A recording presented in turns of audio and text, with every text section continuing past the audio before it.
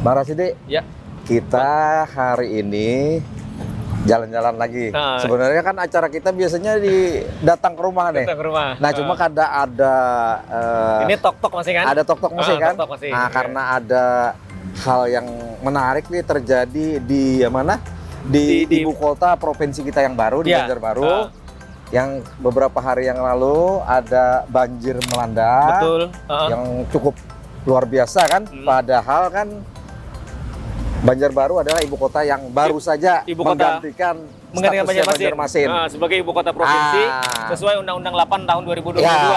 Tapi kemudian kita publik dikagetkan dengan banjir yang itu kayak mendadak banget gitu. Kayak banjir bandang lah. Iya, banjir bandang. Nah, lalu kita ini kan hari ini kita bertemu dengan salah satu pakar perkotaan dan dosen di Universitas Mangkurat, ULM, Pak Dr. Akbar. Ya, karena kita sudah janjian di sini karena beliau kan di KKKP. Kebetulan beliau ini kan mengajarnya di Banjarbaru. Ya. Nah, kasus kejadian ada di Banjarbaru. Nah, sekaligus saja kita kembali di di KKKP. Di KKKP yang juga persis berseberangan dengan kampus ULM. Jadi kita mudah ketemunya karena waktu beliau kan padat sekali. Betul. Sehingga dengan kita misalnya bertemu seusai beliau mengajar, maka kita lebih mudah lah. Ya, dan yang pasti ya Bang Subhannya, ketika nanti kita ngobrol dengan Dr. Akbar, kita akan bicara bagaimana melihat kasus banjir yang terjadi di kota Banjarbaru. Kemudian banjir ini kan tidak hanya di Banjarbaru juga. Ya, sebenarnya banyak lah. Ada di Kabupaten Banjar, di Hulu Sungai Selatan, HST juga banjir. Hampir merata lah sekarang. Tapi kita ambillah karena ibu kota ini menarik sekali posisinya. Nah, ibu kota ini kan mestinya ibu kota baru harus bebas dari hal-hal tersebut. Jadi ada apa dengan Banjarbaru? Ada apa dengan Banjarbaru dan bagaimana persiapkan untuk dia nanti kalau semua aktivitas itu akan beralih ke Banjarbaru sebagai ibu kota provinsi. Assalamualaikum warahmatullahi wabarakatuh. Nah, nih Pak Dokter kita pakar kota. Alhamdulillah bagus. Baik.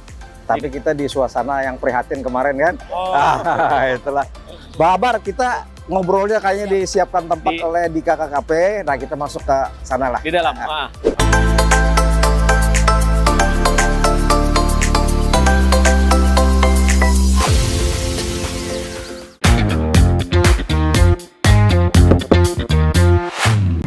Bang Subhan, kita sudah bersama dengan Dr. Akbar. Tadi kan kita bicara soal beberapa hari lalu banjir yang terjadi di kota Banjarbaru. Menjadi semakin menarik karena Banjarbaru sesuai dengan Undang-Undang 8 2022 sebagai IKP, ibu kota provinsi baru. Tapi kemudian kita ada banjir lagi nih. Sementara kemudian apa yang beda kalau tadi kata Bang Subhan kan dulu di Banjarmasin banjir, sekarang di sini banjir ini kan. Mestinya suasana ibu kota baru, suasana baru. Nah, kita tidak menginginkan ibu kotanya baru, suasana lamanya kebanjiran itu masih ada gitu kan. Cuma mungkin kita pada hari ini kan kebetulan alhamdulillah nih ada salah satu pakar Unlam. Beliau mengajar di seberang tempat kita ini. Berhasil kita sebenarnya mesti kita datangin nih Pak Rasidi. Programnya Pak Rasidi kan mendatangi. Kita sebenarnya datang ke rumah. Tapi ini 2 kali udah kedatangan berjanji di tempat lain ya. Jadi ini edisi kedua ya? Edisi kedua. Nah, jadi kita sapa dulu Bang Akbar ini kan. Ya, Bang Akbar sehat hari ini? Alhamdulillah sehat. Kita beberapa waktu kan tidak ketemu ya? Ya, lama lah. Kita mungkin langsung Bang Akbar terkait dengan banjir yang terjadi di Banjarbaru. Walaupun kan hanya hitungan jam, tetapi setidaknya ini kan mengagetkan kita, mengagetkan masyarakat tidak hanya Banjarbaru, tetapi Kalimantan Selatan. Betapa kemudian kota ini sangat rentan dengan banjir. Ya. Pandangan seorang Bang Akbar seperti apa? Ya, menarik tadi terkait dengan status baru kota Banjarbaru sebagai ibu kota provinsi. Itu ya.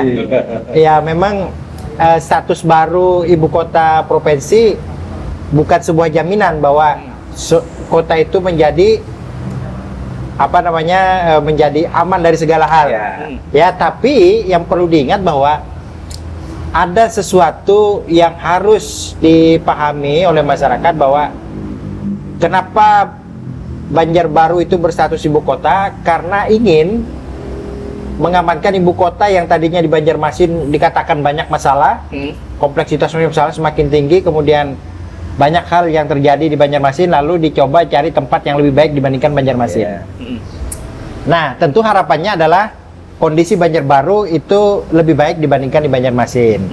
Nah, tapi saya katakan tadi, ketika itu berubah status, itu bukan jaminan bahwa akan aman Banjarbaru. Nah, tapi kita sebagai perencana, baik itu perencana kota, perencana wilayah, setiap wilayah yang kita rencanakan itu tentu kita sudah bisa memprediksi dan memproyeksikannya 10 tahun yang akan datang. Nah, seharusnya ketika ada penginginan untuk dipindah ke Banjarbaru, ini sudah selesai persoalan itu. Artinya baru semua mestinya ya. Harusnya baru semua. Tanpa masalah. Tanpa masalah.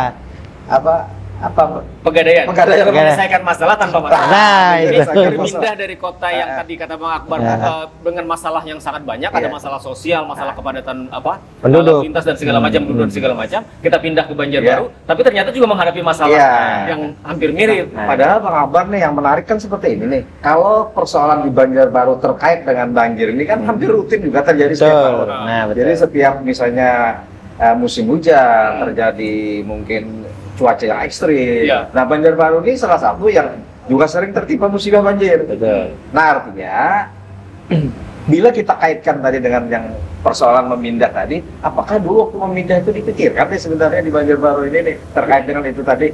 Sepertinya tidak dipikirkan dengan matang. Oh, dengan Gitu ya, matang ya. Hanya melihat wilayah kota Banjarbaru itu sebagai kota, tapi tidak melihat bagaimana wilayah Banjarbaru ini nanti akan berkembang begitu pesat setelah menjadi ibu kota. Nah, ini yang tidak dipikirkan. Saya perhatikan di situ.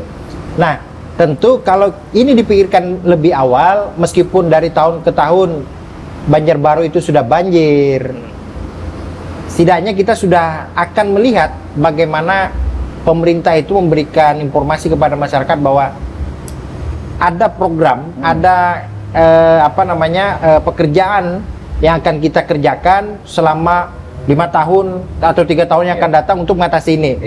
Nyatanya kan tidak ada. Artinya alat proteksi belum siap deh sebenarnya. Belum siap. Nah, nyatanya kan tidak ada. Kita belum pernah melihat kota Banjarbaru menyatakan bahwa Banjarbaru sudah banjir setiap tahun, tapi kita sudah punya solusinya. Ini kan tidak kelihatan. Nah, bahkan semua gagap. Ya kan? Ini Bang Akbar ini menarik nih. Iya.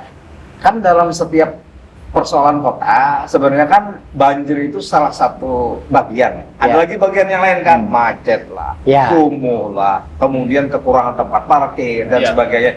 Ini kira-kira kalau di sana menurut kacamata Bang Akbar yang ahli di bidang kota seperti apa persiapannya nih? Makanya sebenarnya kalau ingin membangun kota betul-betul yang terbaik, adalah kita membuka dulu peta kotanya bagaimana.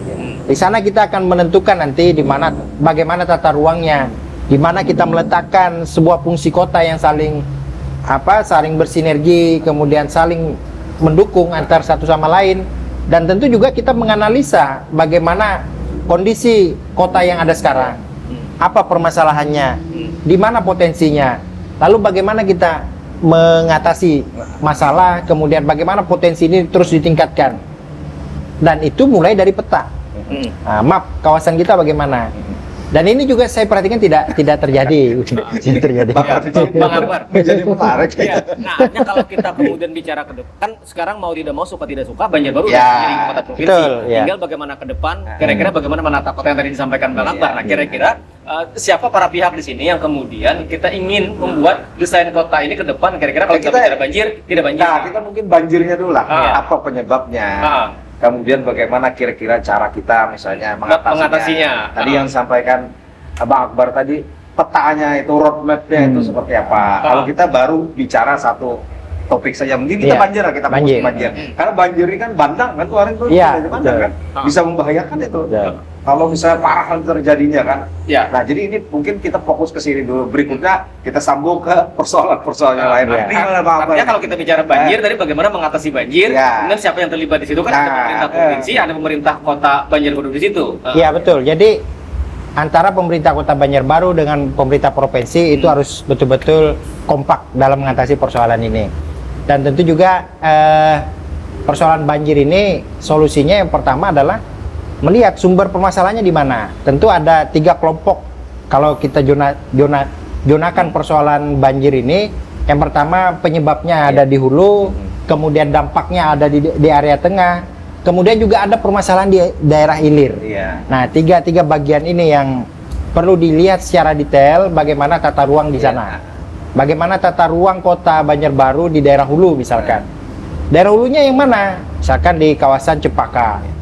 Kita kan kaget juga kemarin itu mendapat membaca berita begitu ya, bahwa ternyata ada pertambangan ilegal di daerah Cempaka. Nah, ini satu faktor, artinya ada aktivitas ilegal terjadi di sana, di mana di sana terjadi penggalian penggalian tanah dan sebagainya.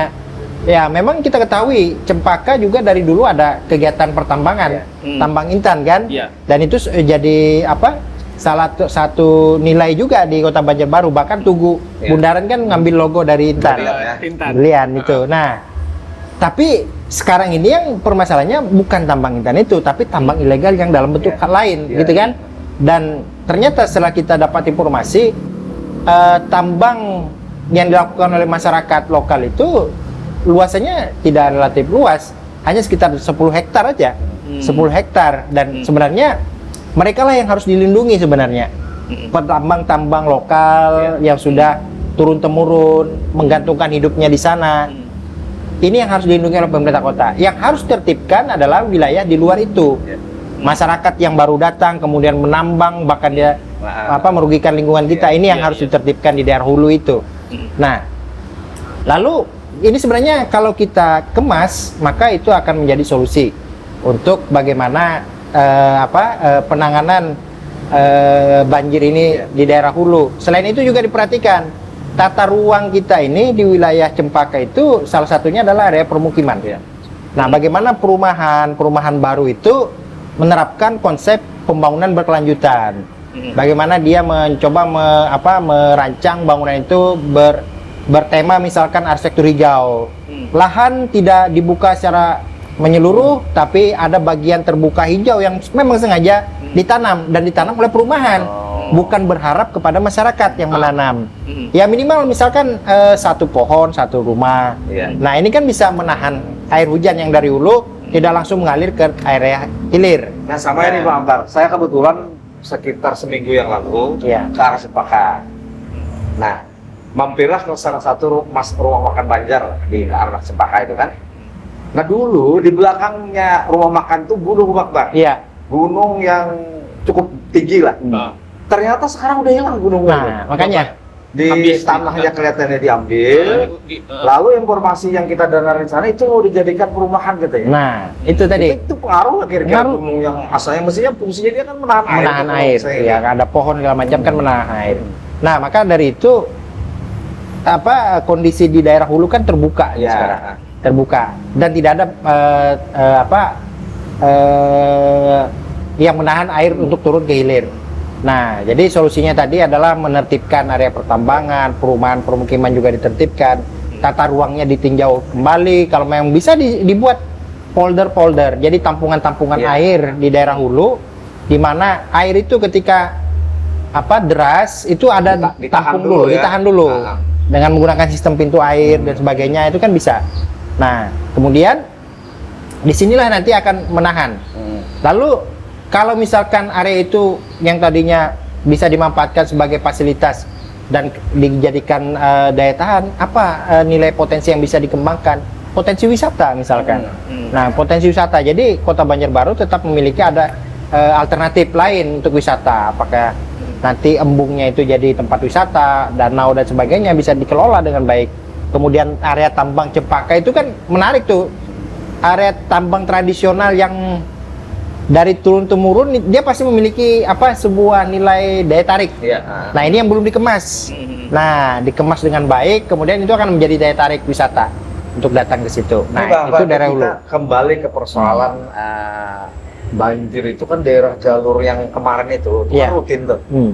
Kira-kira pemerintah ini menurut pengetahuan Bang Akbar selaku ya mungkin peneliti dosen di perguruan di ULM, ada nggak mereka misalnya memiliki data entah peta udara ataupun yang sejenisnya mengenai sumbernya itu dari mana? Misalnya kalau cuma hujan tinggi, cucuran turunnya air itu jalurnya ini sebenarnya itu kan terulang tuh kasus selalu terulang kan. Itu sudah punya nggak kira-kira?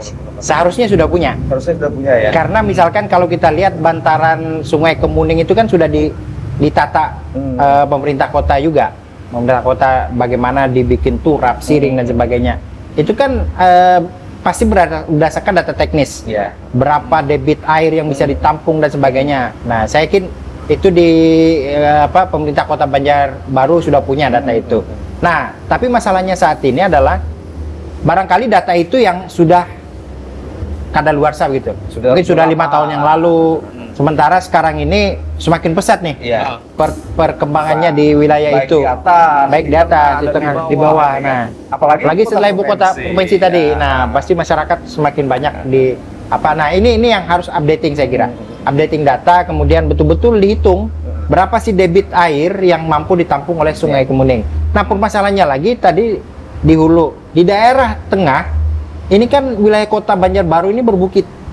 Nah, ada bukit, ada lembah dan sebagainya. Dan area jalur Kemuning itu ada bagian-bagian sisi bantaran sungai itu yang lebih rendah dibandingkan wilayah yang lain. Nah, inilah yang kemudian kenapa kemarin ketika banjir tidak merata di sepanjang jalur Kemuning, tapi hanya spot-spot tertentu. Ya, spot-spot tertentu. Spot-spot itulah yang menjadi lembah. Bagian lebih rendah. Artinya tahapan air. Nah, inilah kemudian yang menyebabkan banjir itu di daerah permukiman. Nah, lalu bagaimana solusinya? Yang pertama tadi sistem pengaliran airnya sudah ditahan dari atas, kemudian debit air yang turun ke bagian kota ini tidak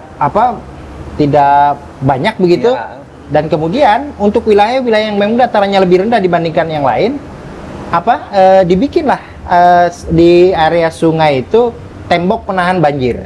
Nah, lebih tinggi.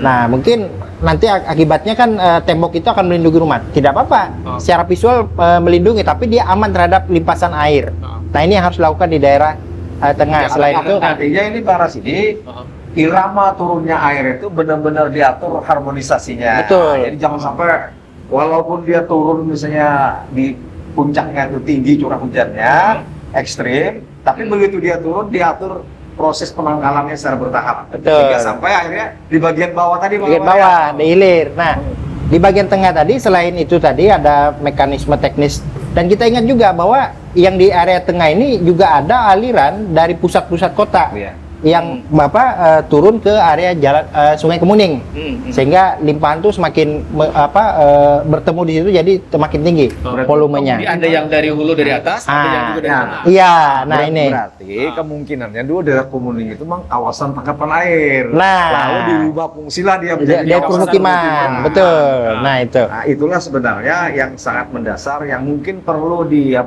kelihatannya perlu ditata, perlu ditata ulang situ. Nah, makanya nanti kita solusinya kalau wilayah perkotaan itu untuk mengantisipasi banjir, selain memperbaiki sistem drainase kotanya agar cepat mengalirkan air, juga membuat sumur-sumur resapan di area-area permukiman warga. Nah, agar air yang jadi model seperti di DKI itu karena tanah keras ini kan, betul, jadi dibuat obat lebih berfungsi. Jadi langsung menyerap ke dalam tanah. Nah, ini upaya-upaya yang bisa dilakukan, dan itu harus dibudayakan masyarakat kita sekarang ini. Jangan-jangan nih Bang Par ya, bisa saja sebenarnya piranti aturan dalam izin mendirikan bangunan setiap pembangunan bisa dijadikan syarat itu. Sumurnya itu tadi. Nah, termasuk terkait dengan syarat perkerasan di halaman. Nah, itu jangan semua masif betonisasi. Jadi harus ada bagian yang bisa terbuka, apakah ditanam rumput dan sebagainya. Kalau dilihat menurut pandangan Bang Akbar nih kan, ini kan karakteristik geografis antara Banjarmasin dengan Banjarbaru ini sebenarnya kan jauh berbeda. Iya, betul. Dan Banjarbaru ini sebenarnya lebih mudah ditangani dibandingkan Banjarmasin. Gimana nih kira-kira pandangan Bang Akbar mengenai langkah-langkah strategis yang harusnya dilakukan? Iya, jadi penataan harus dilakukan. Dan beberapa pandangan saya yang pernah saya sampaikan juga ketika penentuan ibu kota provinsi itu di Banjarbaru, saya pernah mengatakan bahwa ini belum ada kajian terkait dengan kelayakan kota Banjarbaru sebagai kesiapan dia sebagai ibu kota. Nah, tentu ini harus cepat nih dibuat penataan, ya penataan kawasan kotanya bagaimana, ya jadi wilayah-wilayah kota yang yang padat ini mau diapakan nih? Ya, artinya termasuk tadi mungkin Bang Akbar ya, untuk kawasan-kawasan terendah itu harus diketahui di Kota Banjarbaru di mana kawasan terendah, sehingga begitu mereka membuat tangkapan air terakhir itu lebih mudah. Ya, ini memang PR nih kelihatannya Pak. PR. Nah, ini Ibu Kota Baru. Ibu Kota Baru. Jadi pekerjaan besar wali kota bersama gubernur. Kita kan khawatir nih, kalau lambat menangani begitu semakin pesat pertumbuhan di sini, ternyata hal banjir itu juga semakin sering terjadi. Karena di daerah atas itu kan membenahinya tidak semudah yang kita bayangkan. Ini daerah atas ini kan bukan hanya mungkin Banjarbaru, tapi bisa misalnya kawasan tetangganya di Martapura, Kabupaten Banjar, segala macam. Itu gimana tuh Pak? Nah itulah saya katakan kemarin bahwa idealnya sebuah kota baru itu ibu kota baru itu memiliki luas wilayah dan tidak berdekatan dengan wilayah kota yang lainnya, sangat dekat. Misalkan Banjarbaru dan Martapura ini kan sangat daya tariknya sangat tinggi. Gerbang aja lah batasnya. Gerbang. Nah, tapi toh sudah ditentukan di Banjarbaru kan. Nah, lalu bagaimana kita mengatasinya?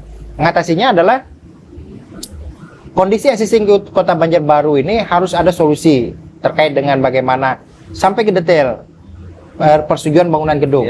Itu betul-betul pemerintah kota jeli melihat bagaimana bangunan itu diusulkan oleh masyarakat dan harus sudah memperhatikan kaidah-kaidah tadi bagaimana mengantisipasi banjir. Nah, dan yang paling penting sebenarnya yang harus diperhatikan dalam membangun itu yang pertama itu adalah bagaimana sistem drainase dulu sebelum bangunan. Jadi selesaikan dulu persoalan drainase setiap persil tanah bangunan itu baru boleh mulai membangun. Nah, jadi apa? Selama ini kan tidak terjadi nih. Pada persetujuan bangunan gedung itu yang diusulkan cuma denah bangunan, tampak bangunan, desain bangunan. Tapi belum ada aturan bagaimana si pemohon itu memperlihatkan dengan jelas aliran air dari rumahnya itu nanti arahnya ke sini. Ini adalah gambarnya, nanti ini adalah dimensi drainasenya dari rumah.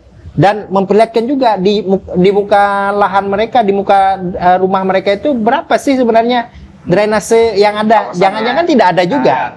Itu harus menjadi perhatian. Betul. Jadi itu kan nanti ketika itu masuk di PBG, persetujuan bangunan gedung, pemerintah juga bisa menjadi bahan masukan, alat kontrol. Nah, alat kontrol. Dan bisa dihitung kan, jangan-jangan nanti di sini sudah padat. Oh, ini dimensi drainasenya masih kecil, bisa diperbesar. Artinya Pak Rasidi semestinya memang Kota Banjarbaru jangan sungkan untuk belajar melihat persoalan yang ada di saudara tuanya Kota Banjarmasin. Apa yang menjadi problem di Banjarmasin yang sampai terjadi di sini.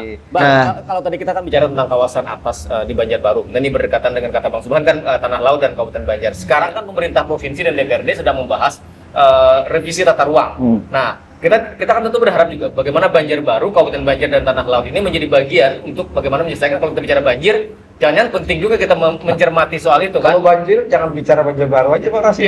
Sekalsel ini sebenarnya rawan banjir. Jadi itu masalah kita yang paling mendasar itu di Kalsel ini. Nah, sekarang kan pembahasan tata ruang mulai bergulir di pemerintah provinsi. Makanya pembahasan tata ruang juga harus berpikir bagaimana menyangga ibu kota provinsi ini, Kota Banjarbaru, bagaimana Kabupaten Tanah Laut menyangga Kota Banjarbaru, bagaimana Kabupaten Banjar menyangga Kota Banjarbaru, juga bagaimana Kota Banjarmasin menyangga Kota Banjarbaru. Ini yang harus dipikirkan. Nah, jadi misalkan sebentar berarti konsep Banjarbakula harus dirubah nih ya? Nah, sudah berubah karena bergeser. Posisinya sudah bergeser. Dulu Banjarmasin. Nah, sudah bergeser. Makanya, jadi bagaimana misalkan luapan air, kita berbicara hilir. Luapan air dari Kota Banjarbaru itu segera mengalir dan tidak merugikan wilayah sekitarnya. Nah, ini kan harus dipikirkan bersama nih, duduk bersama. Martapura, Kabupaten Banjar kan daerah rendah itu kan? Nah, itu bisa jadi tempat pembuangan airnya kan? Nah, ini kan harus dibicarakan. Makanya sekarang tidak bisa lagi kita berpikir wilayah Kota Banjarbaru saja, tapi juga harus berpikir Kabupaten Banjar, Kabupaten Tanah Laut, Kota Banjarmasin. Ini Bang Rasidi ini ada menarik Bang. Banyak semacam sinyalemen ya dari misalnya pihak-pihak tertentu yang menyatakan ini kan karena perubahan iklim nih, karena cuaca ekstrim dan sebagainya. Jadi kita istilahnya itu tanda kutip wajar-wajar saja lah, misalnya kena banjir segala. Itu gimana tuh pandangan Pak Akbar nih? Iya. Karena ini kan seolah kan menyalahkan kondisi yang cuaca ada yang anomali. Ya artinya di situ kan keilmuan, pengalaman dan segala macam itu kan menjadi tidak berarti. Betul. Di akibat dari pandangan seperti itu. Itu gimana nih pandangan pakarnya nih ya, pakarnya ahlinya nih ya. Jadi kan banyak yang mengkambing hitamkan persoalan iklim, pemanasan global, kemudian perubahan iklim, kemudian menyebabkan cuaca ekstrim. Gitu. Sebenarnya kan yang bermasalah itu kitanya. Kita yang menyebabkan kemudian kenapa terjadi cuaca ekstrim ini. Nah, dan kita tidak siap menghadapinya. Ketidaksiapan kita di mana? Kita sudah bisa memprediksi kok cuaca ekstrim ini 10 tahun yang lalu. Bahwa ilmuwan mengatakan ketika pemanasan global itu terus naik, maka cuaca ekstrim akan terjadi dan intensitasnya akan meningkat. Kan sudah tahu 10 tahun yang lalu.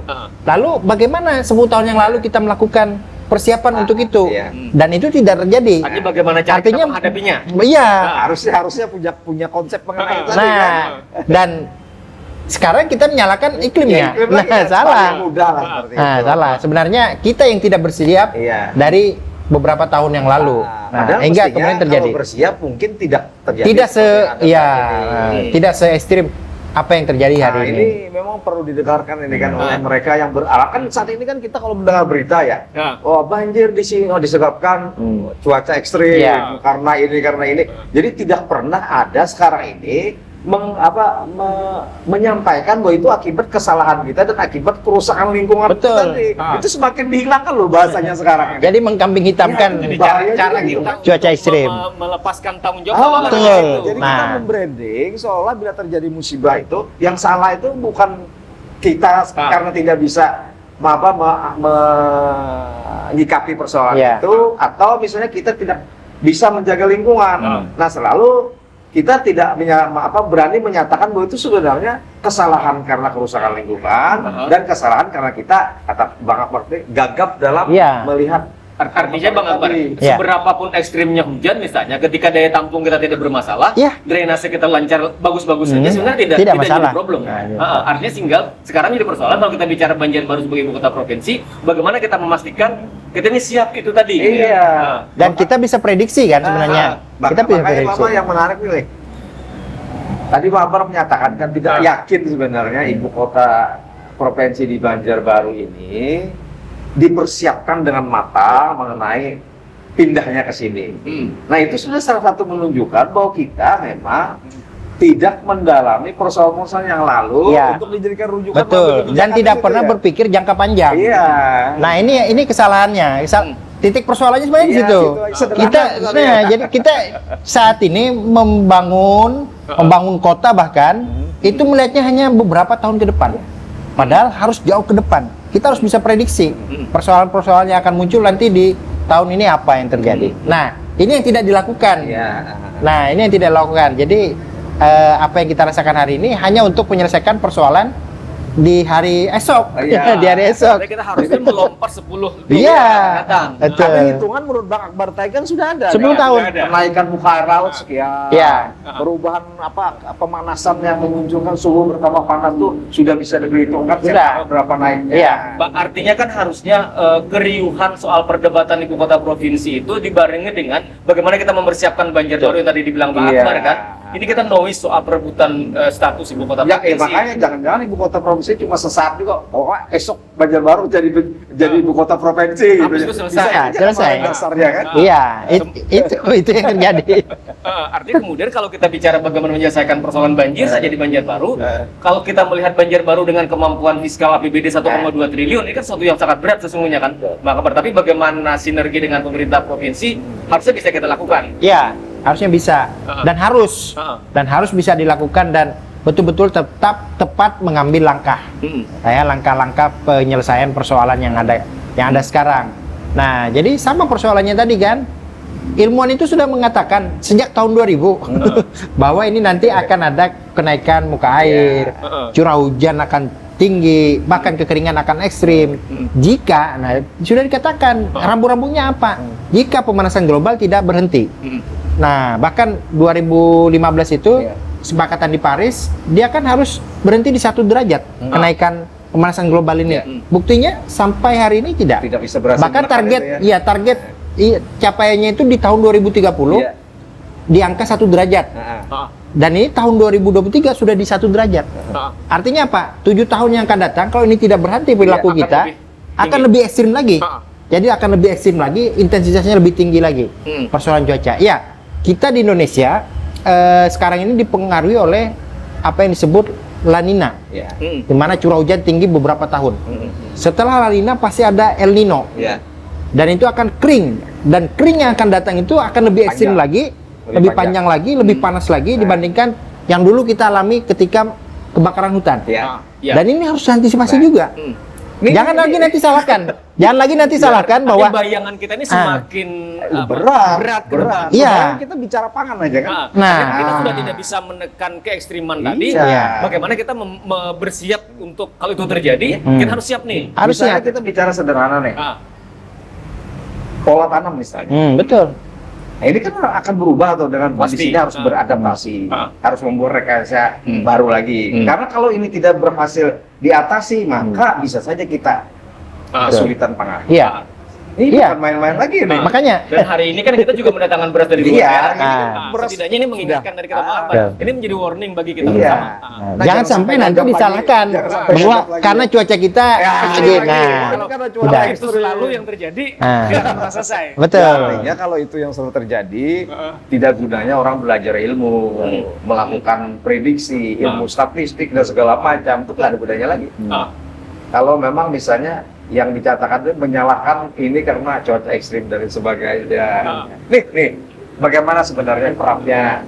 Ini kan karena beliau ini salah satu pakar di perguruan tinggi. Ini ada nggak pemerintah, misalnya pemerintah provinsi atau misalnya pemerintah, terutama pemerintah kota nih kan? Karena kan ULM ini kan adanya di Banjarbaru nih untuk ini nih. Ada nggak sudah sinyal-sinyal untuk misalnya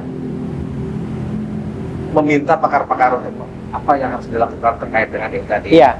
Jadi kalau kita di perguruan tinggi sangat terbuka gitu menerima kerjasama, bahkan kita sangat ingin membantu dalam kondisi hal ini. Dan kita memang ada beberapa hal kerjasama, tapi memang cenderung kerjasama dalam aspek yang masih